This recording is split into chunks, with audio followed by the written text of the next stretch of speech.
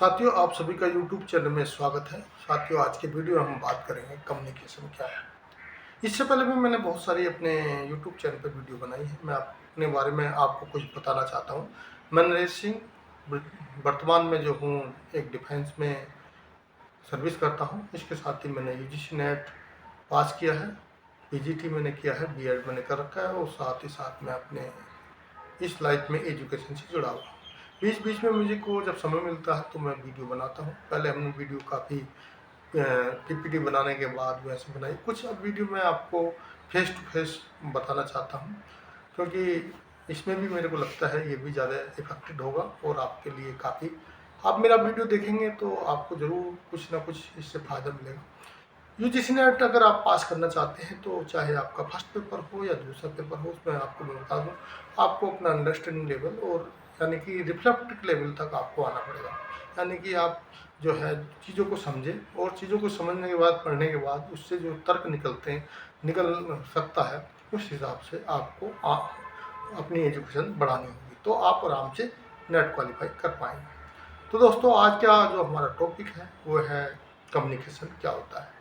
तो दोस्तों, जैसे कि कम्युनिकेशन को आप जानते हैं, कई शब्दों से पुकारते हैं। जैसे कम्युनिकेशन हो गया, संप्रेषण हो गया, संचार हो गया, बातचीत करना हो गया, ये सब नाम अलग अलग है। कभी UGC नेट में जो पेपर में आता है उसको संप्रेषण लिख देता है, कभी संचार लिख देता है, कभी कम्युनिकेशन लिख देता है, कभी बातचीत के तौर पर भी उसका यूज होता है। तो नॉर्मल भाषा में तो कम्युनिकेशन सभी जानते हैं कि कम्युनिकेशन क्या है। जब एक व्यक्ति दूसरे व्यक्ति या व्यक्तियों के समूह से कोई भी अपने विचार, तथ्य, अपना ज्ञान आदान प्रदान करता है तो वह कम्युनिकेशन कहलाता है या संचार कहलाता है। यह एक संचार का एक छोटा सा संक्षिप्त रूप है। अगर हम संचार को देखें तो एक बहुत बड़ा विस्तार है और इसको समझना इतना आसान भी नहीं है, क्योंकि संचार को हम समझ लेते हैं और क्वेश्चन जब आता है तो हम उसमें फंस भी जाते हैं। तो दोस्तों, संचार को अलग अलग जितने भी शिक्षाविद हुए हैं उन्होंने अलग अलग परिभाषा दी हैं। किसी ने जो है व्यक्ति की भावनाओं को व्यक्त करना, एक व्यक्ति से दूसरे व्यक्ति को, उसको संचार कहा है कि बहुत शाब्दिक संचार अलग है और अशाब्दिक संचार अलग है, उसको अलग अलग डिवाइड में बांटा। लेकिन आज हम नॉर्मली आपको बताने की कोशिश करेंगे, संचार जो है वही दो व्यक्ति या दो से अधिक व्यक्तियों के बीच होने वाला लिखित रूप से या मौखिक रूप से, या उसको आप काइनोसिस तरह से बोल लीजिए, या हाइपेटिक्स जो कम्युनिकेशन होता है उस तरह से बोल लीजिए। जो भी संचार होता है वह संचार की श्रेणी में आएगा। और इसमें व्यक्ति क्या करता है, वह उसको कुछ जानकारी है, उसके तथ्य हैं, उसके विचार हैं, उसकी भावनाएं हैं और उसने जो भी ज्ञान प्राप्त किया है उसको जब प्रसारित करता है तो वह कम्युनिकेशन कहलाता है। व्यक्तिगत तौर पे अगर हम बात करें तो कम्युनिकेशन 4 प्रकार का है। यहाँ पे सबसे पहला कम्युनिकेशन है इंट्रापर्सनल कम्युनिकेशन। सबसे ज़्यादा क्वेश्चन इंट्रापर्सनल कम्युनिकेशन से आते हैं। इंट्रापर्सनल कम्युनिकेशन वह है अंतव्यक्तिगत, जिसको हिंदी में अंतव्यक्तिगत कम्युनिकेशन बोलते हैं। जब व्यक्ति अपने आप से खुद से बात करता है या कोई भी मुद्दे को लेकर जब अपने में उलझ जाता है और उसमें बार बार अपने आप विचार करता है या अपनी समस्या को सुलझाने के लिए या कहीं कोई प्लान बनाने के लिए जब अपने आप से बात करता है, तो वह जो कम्युनिकेशन होता है इंट्रापर्सनल कम्युनिकेशन कहलाता है। इंट्रापर्सनल कम्युनिकेशन में अपनी आत्मा से बात करता है व्यक्ति, ये कहा जाए, या सेल्फ से बात करता है, तो इंट्रापर्सनल कम्युनिकेशन बहुत ही कहने मतलब ज़्यादा होता है। और जब व्यक्ति खाली होता है, ज़्यादातर आता जाता चलता बैठता उठता इंट्रापर्सनल कम्युनिकेशन करता रहता है। दूसरा है इंटरपर्सनल कम्युनिकेशन या व्यक्तिगत कम्युनिकेशन। तो इसमें जो है एक व्यक्ति दूसरे व्यक्ति से बात करता है या कम्युनिकेशन करता है। जो हमने ऊपर चीज़ें बताई हैं वही चीज़ें हैं, लेकिन यहाँ पर इंटरपर्सनल कम्युनिकेशन में दो कम्युनिकेशन और जुड़ जाते हैं। एक जुड़ जाता है औपचारिक और अनौपचारिक, दूसरा है अपवर्ड और डाउनवर्ड। सॉरी। तो दोस्तों, इसमें अब मैं आपको बता दूं, पहले तो जो एक व्यक्ति दूसरे व्यक्ति से बात करता है, जो अपने परिवार से, अपने फ्रेंड से, अपने मित्रों से, अपने रिश्तेदार से जो भी कम्युनिकेशन करता है, तो वह सब जो कम्युनिकेशन होता है वह क्या होता है, अनौपचारिक होता है। अपने दोस्तों से आप किसी भी तरह की बात कर सकते हैं, वह अनौपचारिक आएगा।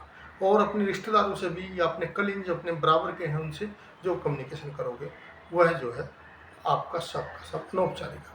औपचारिक कम्युनिकेशन आप जब किसी ऑर्गेनाइजेशन में, किसी संस्था में या किसी भी जगह आप सरकारी नौकरी कर रहे हैं, यानी कि आप एम्प्लॉय हैं, और वहाँ पर जो कम्युनिकेशन करते हैं, वहाँ पर जितना भी कम्युनिकेशन आता है वो सब औपचारिक कम्युनिकेशन आता है।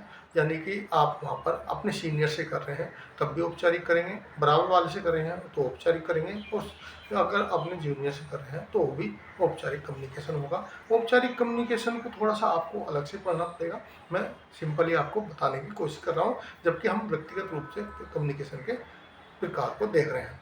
दूसरा, अब इसमें एक और आ जाता है कम्युनिकेशन अपवर्ड और डाउनवर्ड।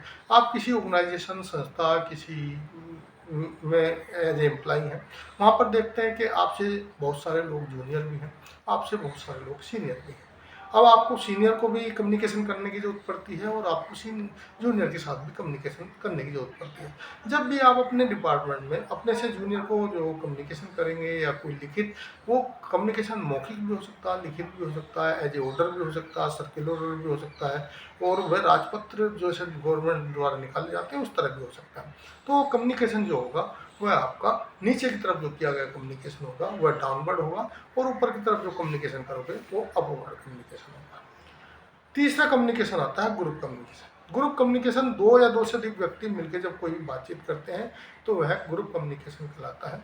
ग्रुप कम्युनिकेशन ज़्यादातर किसी संगठन, किसी ऑर्गेनाइजेशन, किसी संस्था में होता है, और किसी भी समस्या को लेकर सुलझाना या किसी भी मैटर को आने वाले समय में या सरकार द्वारा, जैसे मान लिया आप कैबिनेट मीटिंग समझ लीजिए, वो भी एक तरह का क्या है, ग्रुप कम्युनिकेशन है। कैबिनेट मीटिंग में बहुत सारे मुद्दों को उठाया जाता है, जैसे एम्प्लॉई हैं, उनके वेतन में जो डीए मिलता है उसको बढ़ाना है, तो गवर्नमेंट क्या करती है, कैबिनेट बैठाती है, ग्रुप बैठाती है, फिर उस पर सलाह मशवरा करती है, उसको फिर लागू करती है, लागू किया जाए नहीं किया गया है। तो वह इस तरह का जो कम्युनिकेशन होता है वो ग्रुप कम्युनिकेशन होता है।